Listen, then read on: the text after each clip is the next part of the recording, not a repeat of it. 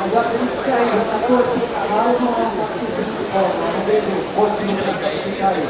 Acho que esse cavalo é chato desse jeito, cara. Talvez ele seja uma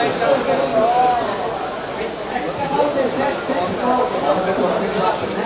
E aí, veja que o branco tem espaço suficiente para ficar indo e voltando com o cavalo, ditando rumos a partida. Isso é uma iniciativa.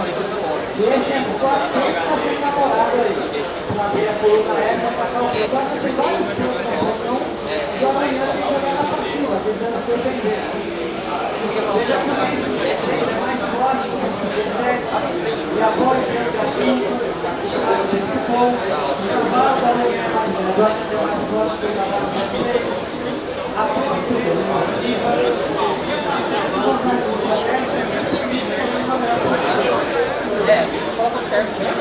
O jogo B3, ficou com medo dos peões isolados. É uma decisão difícil, porque o peão na sexta perde para o príncipe sempre é uma sorteação, né?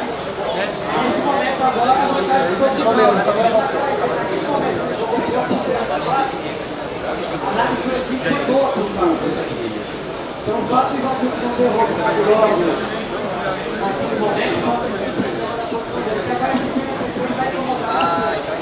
Tem ideia de jogar com o C4, atrapalhar o peão, e a iniciativa claramente está no caso. Seria interessante conseguir uma partida de letras, né, para dar uma chacoalhada. Pode pagar fácil. E aqui é uma curiosidade também, a gente sofre um dia no corpo, Esse cara, né? Vai ontem, derrubar. eu chute uma grande caminhada, Esse cara. o Agoniano saiu atacando, deixou o reino do centro, depois ele derrubou, a gente jogou no D4, então assim, aqui o caos nesse momento